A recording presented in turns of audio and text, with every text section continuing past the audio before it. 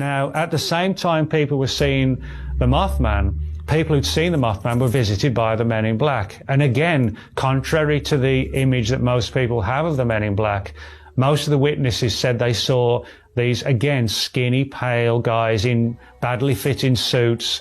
One or two people said they looked like a corpse dug up. They kind of walked in a jerky fashion as well, you know, sort of almost like a zombie kind of approach to them.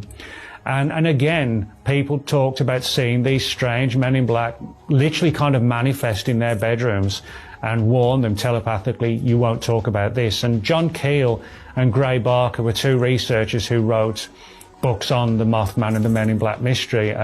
Keel's was called The Mothman Prophecies, which was made into a big hit movie in 2002. And Barker's book was called The Silver Bridge, which was the name of the bridge that collapsed and dozens of people were killed.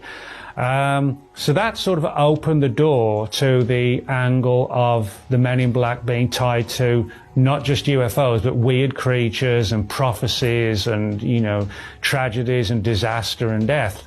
And that, again, gave the Men in Black more sort of a supernatural, gothic aspect to them. You know, by gothic, I mean sort of the imagery that you would see in old-style Dracula movies and things like that. And what we saw after that was the development of sort of the second type of Men in Black, which was the government people.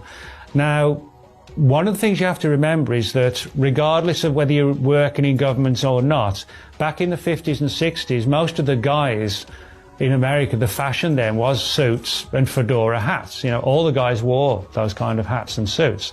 So I think we can make a case that some of the cases that have been perceived as genuine Men in Black cases were visits from people like the FBI who happened to be wearing a black suit and a fedora just because everybody wore those kind of outfits then.